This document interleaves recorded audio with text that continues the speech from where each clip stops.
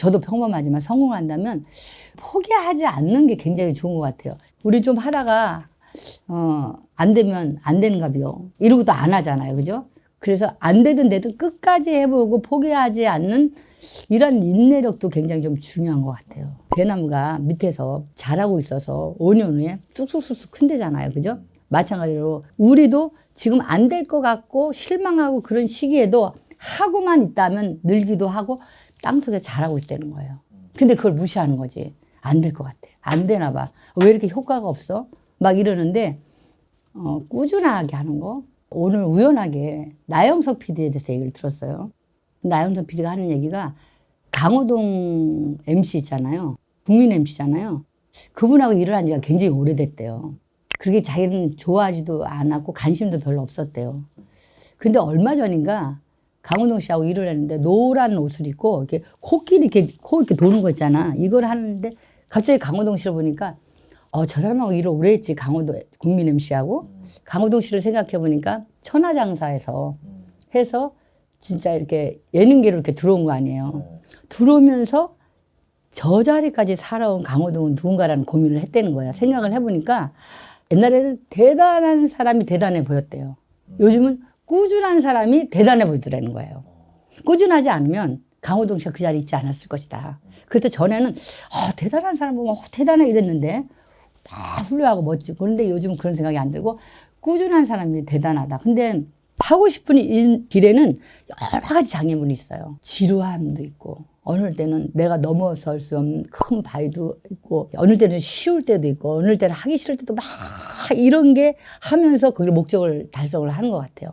성공한 사람들도 다 그렇게 꾸준하게 뭐 하기 싫을 때 또 큰 바위 넘지 못할 바위 또 어느 때도 재미있고 어느 때는 의미도 있고 어느 때 이걸 내가 왜 하나 막 이러면서 꾸준하게 하기 때문에 난 성공을 한 것 같거든요. 평범한 사람이 뭐 성공하는 방법이라기보다는 우리 모두의 방법이지 않을까 싶어요. 그죠? 또 하나는 성경과 편견 같은 거. 저 사람이니까 할 수 있을 거야. 뭐 저 친구는 뭐 부모가 부자니까 할 수 있는 거지. 내가 그거 어떻게 하겠어? 편견 같은 거, 선입견, 뭐 이러한 것들을 좀 이러한 이야기를 좀 안 해야 되지 않을까라는 생각을 했는데 그리고 특히 우리 직원이나 저도 항상 하는 게 실패를 부르는 말은 다음에 내일부터 제가 그래서 다이어트를 못 하잖아요. 오늘 실컷 먹고 내일부터 다이어트 한다는 등 이런 이야기를 좀 피해야 될 것 같아요. 담배 내일부터 끊어. 다이어트 뭐 내일부터 해. 영어 내일부터 해. 이런 거를 좀 이런 다음에 내일부터 이런 말을 좀 포기해야 되지 않을까. Here and now. 지금부터 하는 그래서 성공을 부르는 말은 뭐냐? 지금 당장 바로 이거 반대말인 거예요. 그래서 끊어야 되고 포기해야 될 말은 나중에 다음부터 내일부터 이런 말과 또 선입견과 편견 정리하자면 그다음에 꾸준함 이런 것들이 어느 것도 포기해야 되지 않을까 이런 생각이 들어요. 유능한 사람과 무능한 사람의 차이점이 있다면 어떤 것들이 있을까요? 해봤는데요. 잘 안 되던데요 하고 핑계를 좀 대는 거.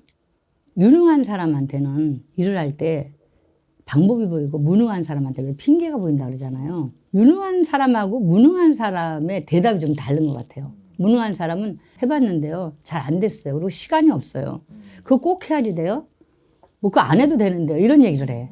근데 저 유능한 사람은 괜찮은 일 같은데요. 그리고 거기서 방법을 찾는 것 같아요.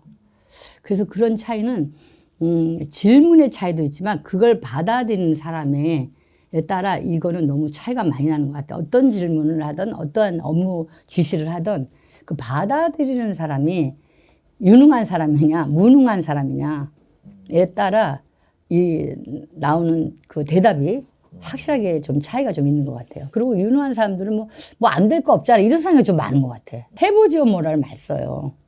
근데 어려울 것 같아요. 그리고 저는 자신이 없어요. 이런 말을 좀 많이 쓰는 것 같아요. 그러니까 사람이 그렇게 핑계를 대는 것도 내가 이 일을 왜 해야 되는지 동기부여를 못 찾은 거거든. 그래서 동기부여를 좀 찾게 해주면 일 못했던 직원도 자기가 해야 되는 이유만 알면 사람 찾게 돼 있거든요. 근데 이 친구는 뭐냐면 내가 이걸 왜 해야 돼? 이러니까 적절치 못한 대답을 하는 그런 경우가 있지 않나? 난 생각을 해요. 비전이 없으니까 동기부여를 못 찾는 거지. 내가 이 일을 왜 해야 되는지. 나 이거 해야 필요 없잖아. 막 이런 거. 비전에서 많이 오는 것 같아요. 그 동기부여도 비전에서 많이 오는 것 같아요. 그래서 리더가 해야 될 일은 비전을 주는 일. 그게 굉장히, 그래야지 동기부여가 생기는 것 같아요. 보상으로도 있을 것도 있고, 외적 요인이 있고, 내적 있잖아요. 그게 같이 따라와야 될 것 같아요. 왜냐하면은, 뭘 보상을 해서 계속 주면은 의뢰 이렇게 주는 걸로 알고 있거든요, 사람은. 안 주면 하나거든, 그때부터.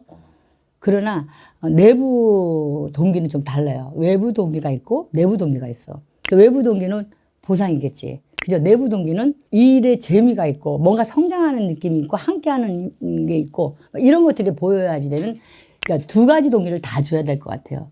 외부 동기는 오래 못 가.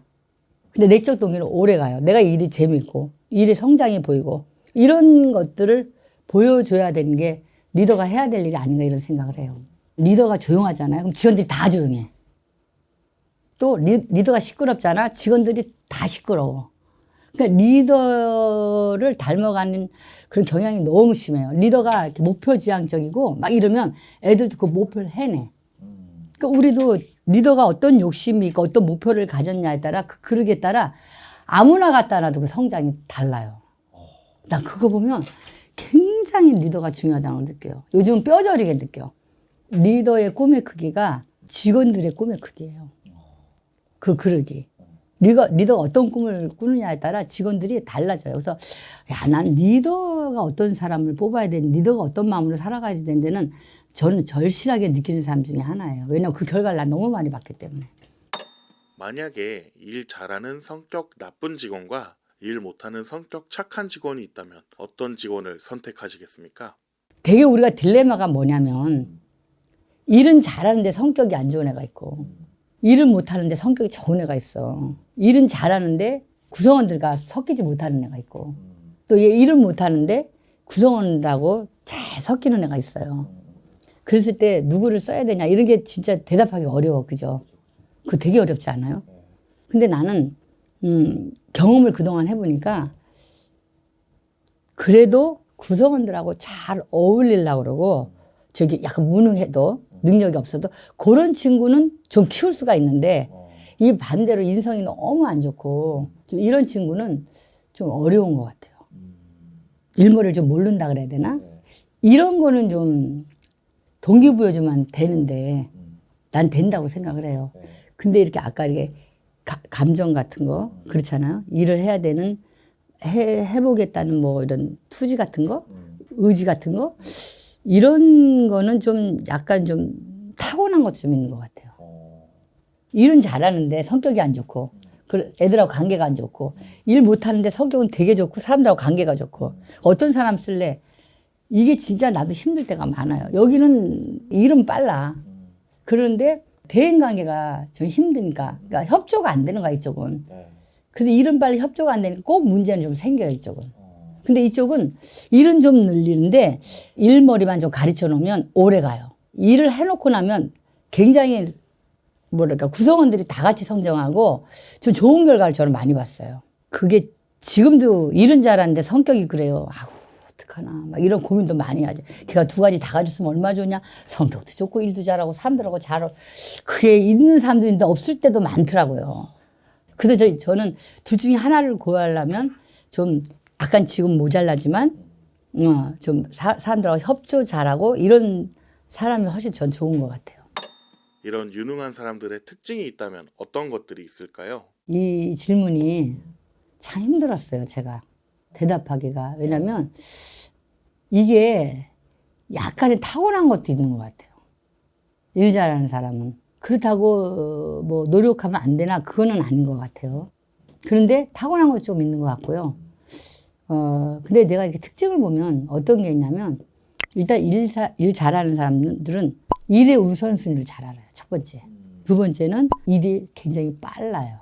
뭘 시키면 벌써 다 했어. 다음 걸 얘기하려면 그 이미 보냈어요. 이래. 이런 게 있고 그 다음에 일의 시작과 끝을 알아요. 그리고 굉장히 체계적이야.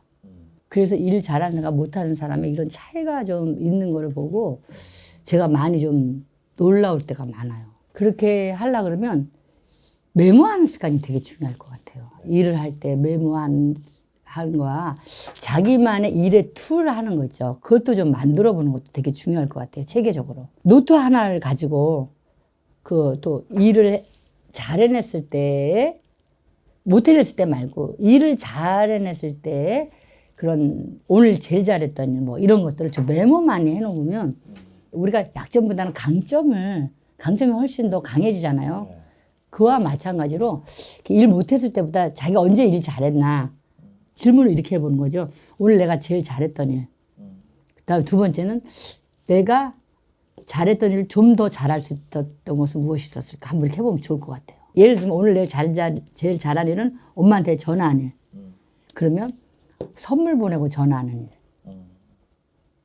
이렇게 해서 좀 잘하는 일을 좀 더 이렇게 해보는 것도 좀 나중에 능력의 차이가 좀 되지 않을까. 저는 그런 생각을 좀 많이 했어요. 그래서 두 가지를 항상 오늘 제일 잘한 일, 그 잘한 일을 더 잘하는 방법은 이렇게 써놓으면 아까 엄마를 얘기를 들었지만 예를 들어 레포트를 굉장히 잘했다.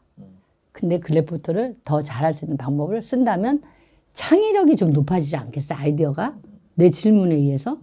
그래서 내가 달라질 것 같아요. 왜냐면 내가 잘한 거를 더 잘하는 방법을 생각한다면 되게 아이디어가 창의력이 되고 괜찮지 않을까. 나는 이 질문을 이렇게 보면서 그런 생각을 좀 했어요. 그거를 매일매일 써보는 것도 굉장히 좋은 방법이지 않을까. 그리고 저도 사실 그 방법을 제가 좀 많이 썼거든요. 제가 말한 건 제가 쓰는 방법이니까 여기서. 그걸 내가 그런 거를 몇 달 썼었어요. 그랬더니, 생각지 않는 방법이 많이 나온 거야. 오늘 직원들한테 칭찬한 걸 잘한 거야. 근데, 칭찬을, 좀 더 웃고, 거기에 대한 뭐 상도 좀 주고, 좀 구체적으로 좀 칭찬할 걸. 뭐 이렇게 좀 돌아가면 더 내가, 아이디어와 창의력이 좀 높아질 것 같은 그런 생각이 조금 들어요.